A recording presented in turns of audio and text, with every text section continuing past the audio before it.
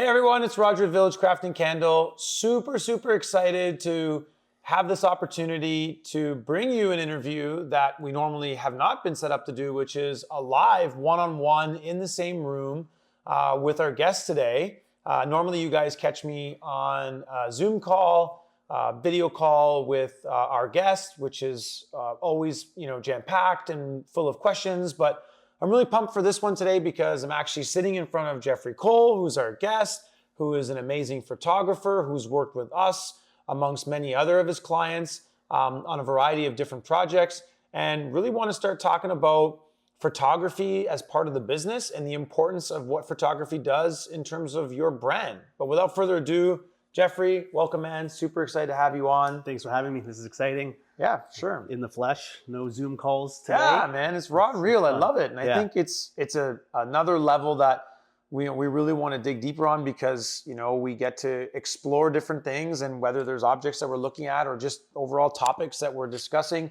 I think it adds a really cool layer that we do it in person versus doing it virtually if we have the ability to do it. So feels more real. Yeah, absolutely. I'm going to kick it off actually, like I do with everybody that we interview. For the most part, people don't know you. So why don't we kick it off from saying, how did you start off as a photographer and how did you get into product photography?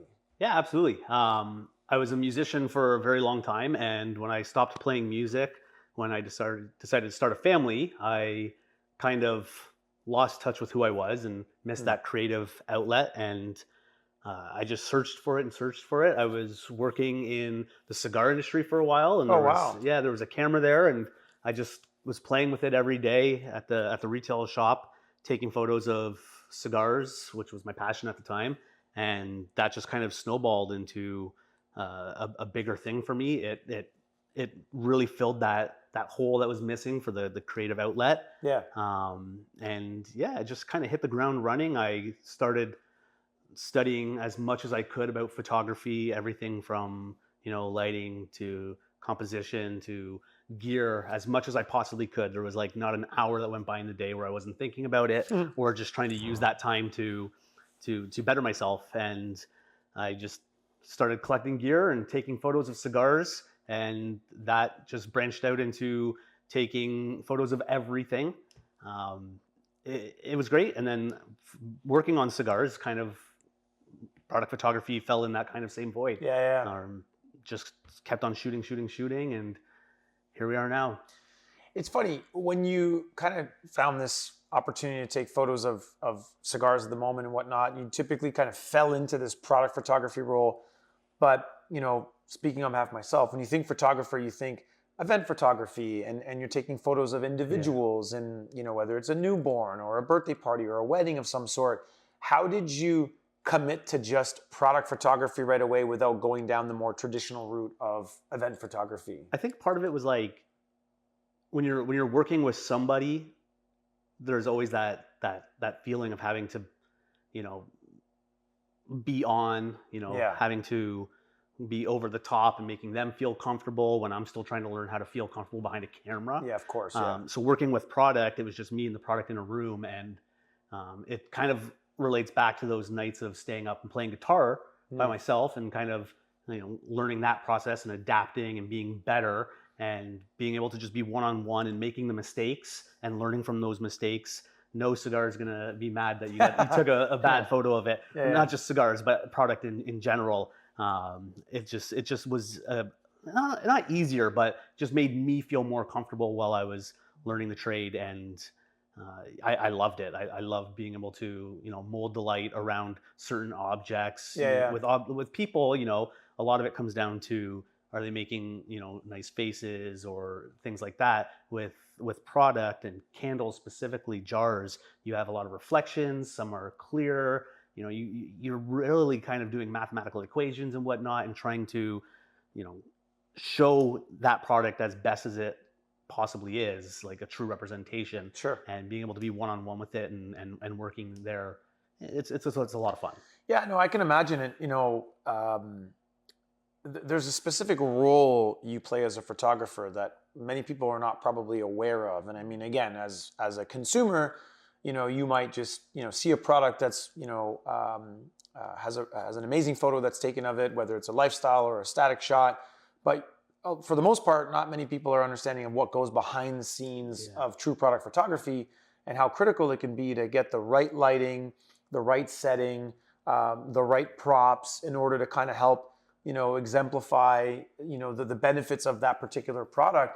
Walk me through kind of what is the photographer's role that, many people may not be aware of. Yeah, I think like a lot of people have a misconception that you click the photo and it's done.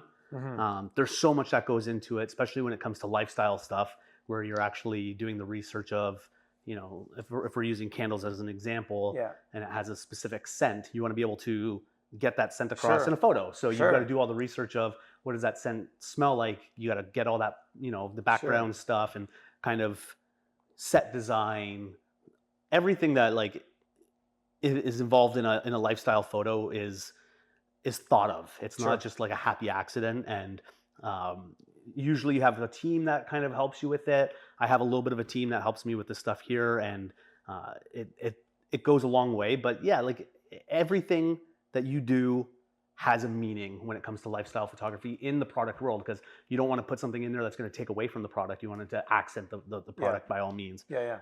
So that's like one of the things. Editing is a big process as well. That's something that a lot of people don't understand when it comes to photography. They think when you click the photo, it's done. Hey, do you think you can have that delivered to me by 4 p.m. today? Editing is just as crucial as the lighting, as the prep, all that stuff. Each artist has a different style. So, what you might take a photo and edit it might be different than how I take a photo and edit it.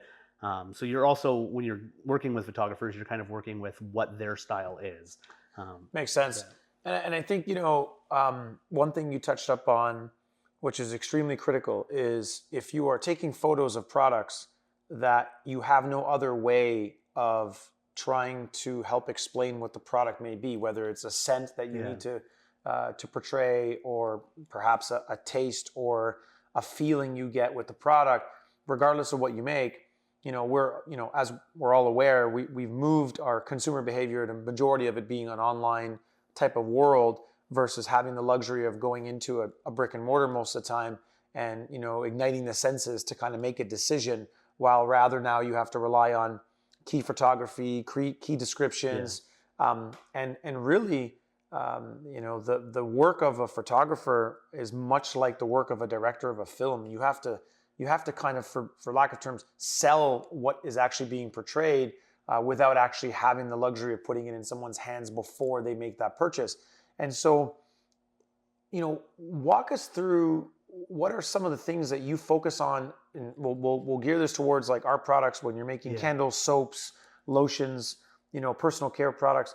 How is it, and what is it that you're working on to help portray the message that this may smell like a particular fragrance that people really need to connect with? I think a big part of it is using the tools that we have to accent that stuff. So if something smells like mint, we're gonna decorate it with mint around it in some sort of way, or have a drink in the background that we know when you taste that it tastes mint. That's one big thing, is always making sure that like what the idea is shown in a photo. Like with our products, a big part of it always is the fragrance, where we decorate our lifestyle shots. Without that, it's a candle on a board, and you can make a candle on a board look great, but it's always the small things that you kind of use around it. So I think a big part of it is just like getting those senses that we know, where like if you see something, I know what that smells like. We need that in the photo so that the person looking at it, who is going to possibly be buying it, goes, "Oh, I want that because I know what a pumpkin spice latte smells like. So I want my that connection is made right away." Yeah. So it's funny, as a DIYer, you're getting into this journey of entrepreneurship and starting a business, and whether you've already established it and you're trying to, elevate the brand to the next level. Talk to us about the importance of photography in a small business and how that can help elevate that brand. That's different from than just pricing and product. Like, what does photography do to a small, medium, or even large business to help elevate the brands further? Yeah, you kind of mentioned it when you said like we now kind of live in a digital world where you don't get to go into a store. Like most of our DIYers that make candles, and their only storefront is social media by, Instagram, TikTok, Facebook, Shopify. If they get to that scale, no one's going to know really what the candle is until they hold it. So we've Sure. got to portray that as best as possible. And if your photography isn't top notch, they're just going to go to the next person that's kind of selling somewhat of the same product, but they're making it look 100 times better. Quality is key. So Yeah. if you have a quality product, you need to have quality photography to go with it to make that person that's purchasing it go, man, that looks phenomenal in that person's lifestyle house, and the photo on the Instagram, that's what it's going to look like in my house. Yeah. Whether if it's just, on the floor taken with a camera and there's no lighting giving it its depth and it looks flat and it looks small, someone's just going to overlook it and be like, on to the next thing. Yeah, it makes sense. I mean, like I'm a big consumer of like handmade goods. I like buying from crafters. I love buying that, that item that's put a lot of effort and love in it, because as you mentioned, there's a level of quality you're not getting from mass-produced items. And number two, clearly we're supporting a business that, may not be as big as some of the more traditional companies out there that are producing a very similar product at mass. But more importantly, they're putting in the effort to bring the quality forward. And I think because we're in this digital community where we're buying online predominantly, photography in that arena is equal to, if not more critical in some cases, than pricing. Yeah. Because I feel like, if anything, photography can support something that may be priced higher than a competitor, because the quality of the imagery can help surface the quality of the products that are being used. And more importantly, depending on the setting and how you create that environment of where you're taking the photo, that image really sells the feeling of what you would feel if you were to own that item, whatever that item may be, whether it's an article of clothing, a candle, an ashtray, or anything that's handmade, with quality. We kind of talked about it earlier when we were talking about, before we jumped on this, about like the watch bands and the photos where you can tell it's a real person, but the watch band is kind of fake on it. Yeah. That just, in my opinion, looks cheap, and that portrays to the product. In my mind now, I'm thinking, well, I'm going to buy something that, isn't as quality as I want it to be. But if it's somebody that's made it themselves and they're even in the shot, sometimes you want to be able to put money into somebody that you kind of feel like in a way, through social media. And if they're doing it themselves, you want to give those people the money, not the cheaper stuff that just doesn't look of good quality. Yeah, I feel like, to your point, a lot of consumers will then just commoditize the experience and say, okay, well, this particular merchant hasn't put any effort into their photography, so let me shop around and see if I can find a cheaper item that's very comparable to this one. Whereas if you have a merchant that's putting an effort in the photography, you're not just selling the product. As I mentioned, you're selling the experience of owning this thing before you even have it, which is effectively, buyer's endowment. I feel like I own it before I buy it, and photography does such an effective part in that. Yeah, absolutely. Right? I want to kind of move into like the technology aspect of it. Yeah. I'm a small business owner. I'm starting out. I've got some products. I want to market it. I don't have the budget, nor do I have the team to develop an entire, room of equipment with a studio. iPhone, Android. How has that evolved in the world of photography to at least start off with, I want to get my products out there? I think it's a great place to start, obviously. In some ways, some things are better than nothing.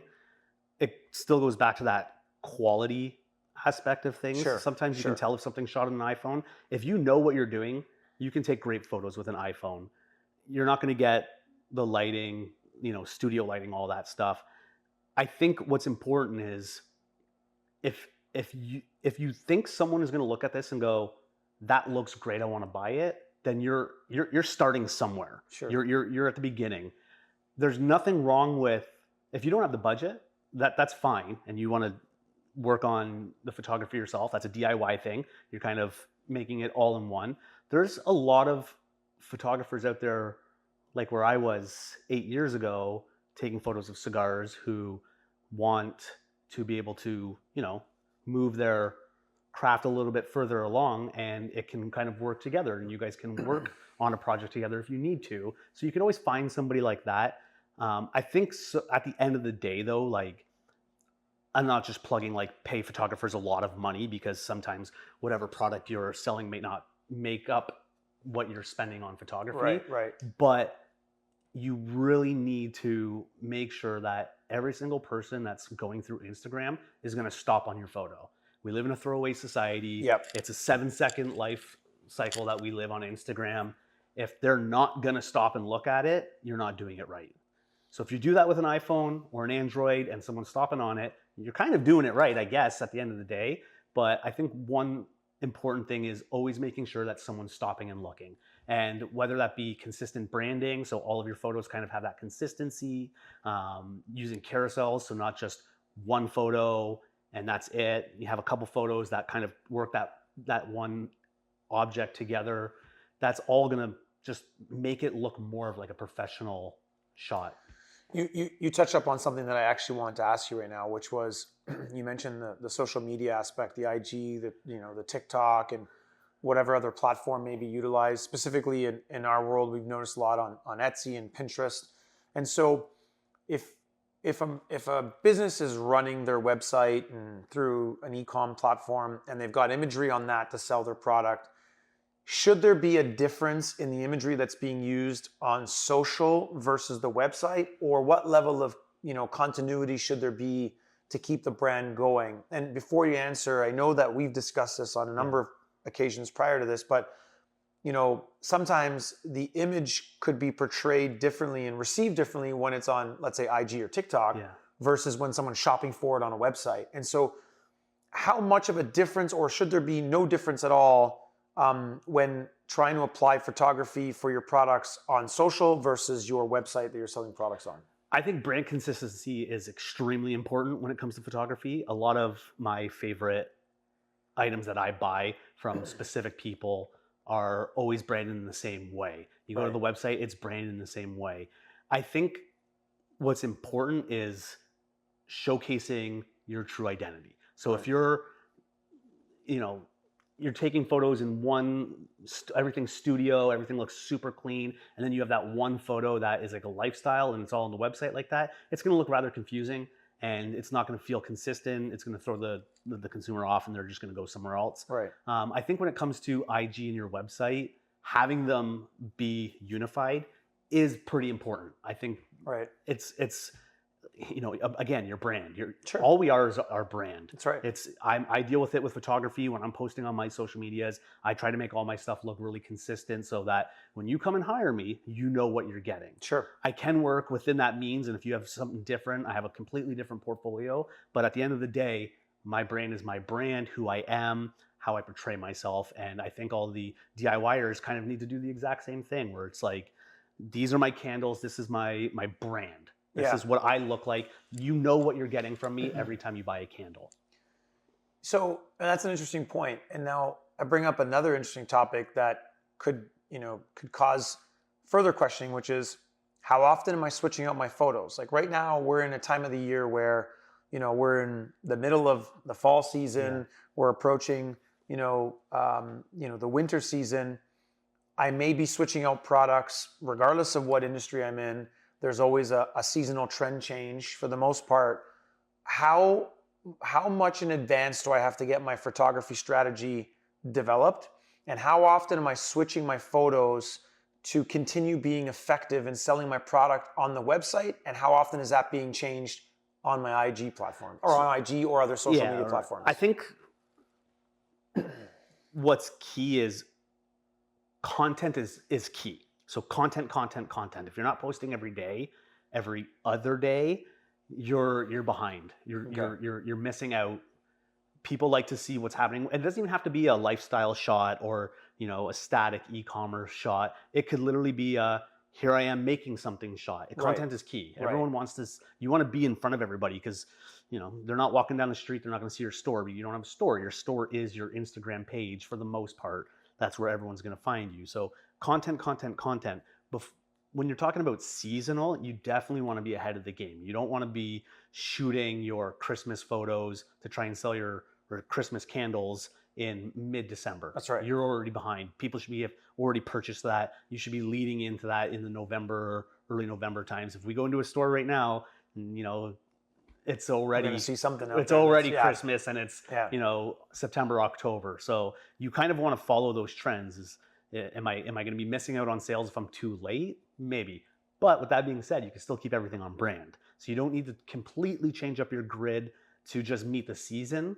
Like you still have your flow, your grid, your style, your brand, but you definitely want to be ahead of the curve on that. If you're not, you're missing out on sales, and that's what we're here for, right? Makes sense. Makes sense. So as a photographer, you've always been accustomed to taking photos, Yep. setting up, lifestyle shots. Talk to us about this evolution of video content utilizing your camera and how important it is now in addition to photos. Like the world we live in right now is seeing quick shorts on product video, ASMR videos, things of which that, as we mentioned earlier, heighten the experience to support the brand. As a photographer, how are you finding yourself getting more involved in this and also adding it to your arsenal of services? It's just adapting. It's like anything. You can even throw the whole conversation of AI in there and how do you adapt with that. With the video stuff, it's crazy, man. Instagram was the thing, and then out of nowhere, somebody got a cough. COVID came along. TikTok is now the biggest thing because everyone's stuck in their house. They've got this new app. They're TikToking. TikTok has blown up. And you can still use photos on TikTok, but it's not the content that those people want to see. It's video. And having to be able to adapt with that, it's been interesting. It's been fun. You're learning a whole new technique. It goes back to like the music thing with me, where it's like I was a guitarist. Yeah. Now I'm learning how to play drums. Or now I'm learning how to play rap music, and I'm a country artist. It's fun. It's challenging. To me, it's scary in the sense of like it happened overnight, where it went from like Instagram photos. Put out your banger photo every day. This is the algorithm. You learn the algorithm changes.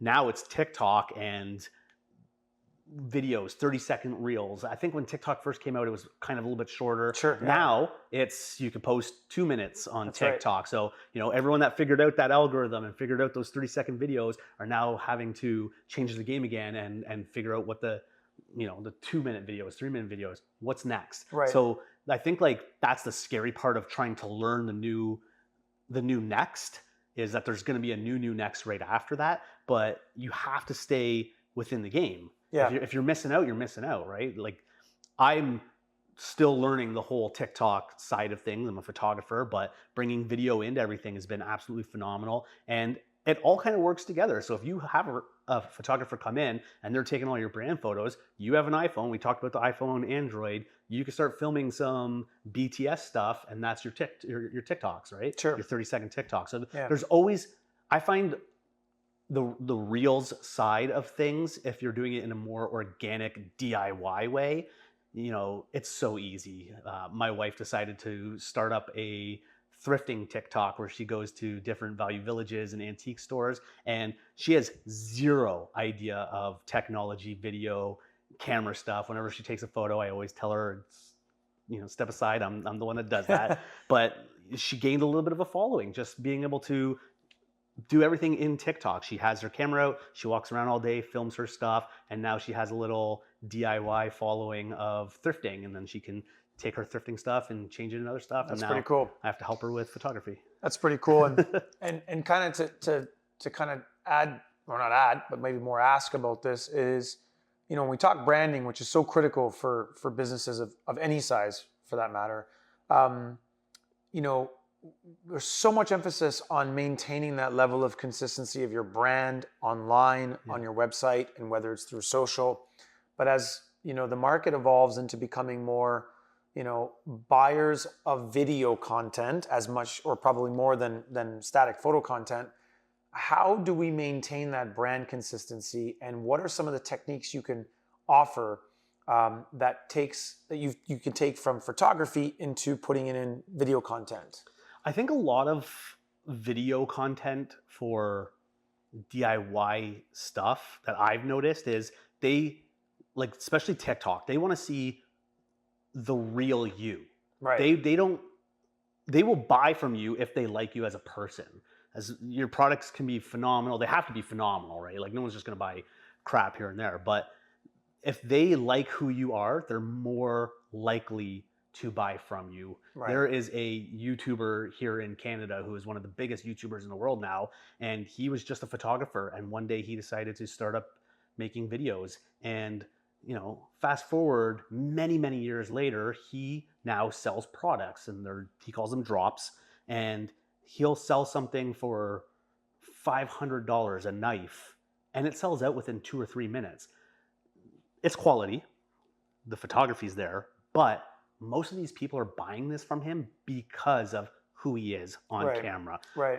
Another great content creator on TikTok from out on the West Coast in Vancouver, she realized when she was doing a lot of her professional TikTok stuff, her TikTok and her Instagram are very different. Her Instagram is very branded, very, lifestyle, all that stuff. But her TikTok was not doing well until she started having fun with it and literally just started filming herself all day, like trying on the stuff that she sells, making a drink with her stuff on, whatever. And that content became more about who she was.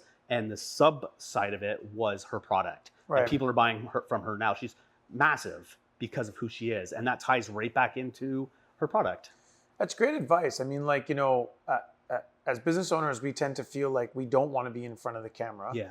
And, we're behind laptops and computers, and we're rolling up our sleeves and getting to work and doing what we need to do to kind of build the business. But the reality is that you got to have to step out of what may be a comfort zone. And, that level of consistency may just be you, the brand creator, being out there and supporting the brand and earn that likability to an extent where you're supporting the products you're making and you're putting a name to it. Absolutely. And I think there's such a humbling part of that where you get to be proud of what you've made. And at the end of the day, nobody's going to provide any more passion about talking about their product than the person who's created the product. And so I think there's something so rewarding about that there's this natural connection when you're in front of the camera, whether it be on IG or TikTok or any other platform, that if you're marketing your stuff and generating this content through video, really pulling, the branding that you're trying to define through photography and utilizing that and pairing it up with this brand you have on video and pairing it together, which I think is super effective. Yeah. And as a photographer, being kind of the creator behind the lights, so to speak, I think you play such an important role, really help kind of directing that at the same time. Yeah. Because as that's happening, there's some really cool content being created, and possibly photography at the same time, and a form of videography, and then really generating some interesting content that can be used and chopped up in a variety of different areas. Yeah, totally. Right? Yeah. So that's awesome. Listen, man, I appreciate you coming out. I know this is super helpful. This is a topic we've never really spoken about, in depth. Yeah. I think part of it is because, we've had so many opportunities to talk about like different brand strategies and whatnot, but really one of the more critical ones is photography. Yeah. What you need to see is what you need to buy. And if you can't see it, you're probably not going to buy it. And I think, as we discussed, developing that brand and really trying to accentuate what this product, what voice this product has to some degree is so critical, and it's critical through photography. You've been a huge help for us. I know you've been a huge help for many brands, reputable ones as well. And I mean, I want to be able to kind of like share your services. We have this available. It's for the Maker Summit. Geoffrey's got a link. Why don't you talk about what that offer is for everyone through the Maker Summit? Yeah. So basically what I'm going to do for everybody that is interested on the Maker Summit is I put together a package of 4 products. You can either ship them to me or have them dropped off if you're in the GTA area here in Ontario. 4 products. I'll do 4 e-commerce styles, so either on white or black, whatever you prefer, and then 4 lifestyle images to go along with that, to use on your socials or again on your website if you have it. That package I usually sell would probably be around $700. I'm going to do it for the Maker Summit for $350. And since I am a bit of a creative and I like helping other creatives, if you're interested in it and want to learn a little bit about lifestyle photography, I'll do some BTS video for you on your specific product, how I got to the finished photos for you. So that's a little no, that's awesome. And again, encourage you to reach out to Geoffrey, and we're going to drop all of his handles and his links to get a hold of him. In terms of just if you have any other questions, or if there's a bigger project in mind that you have, or you're looking at maybe, taking an entire redo on all your photos or something you're about to launch, I highly recommend you guys consider this. And, many of you that I am aware of have put a lot of effort into the branding of your business and have done an amazing job really growing that brand over the years, and super excited to kind of learn more about some of the new crafters throughout this summit, as it's not just for candle makers, it's personal care makers, crochet, clay, different forms of pottery, yarn. There's so many amazing products that are out there that need to be portrayed, louder and brighter. And there are so many makers out there that, really need their story shared. And I think photography is such an effective way to deliver that.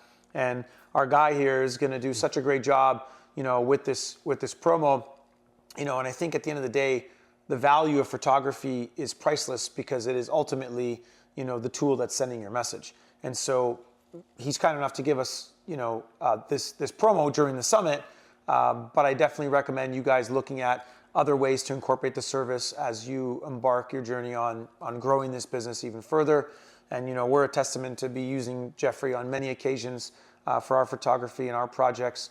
And I think it goes without saying that, we wouldn't have, had this level of branding, without his service. So truly grateful for that. Highly recommend it. Thanks so much for coming out, man. Thanks I really appreciate it. Hope you're enjoying the rest of the summit. Absolutely. Guys, I hope you're enjoying the summit. Check out the other interviews in the other rooms. Make sure you send out your Q&As. There's some amazing chats that are going on right now. And best of luck in the busy season. Thanks for joining us.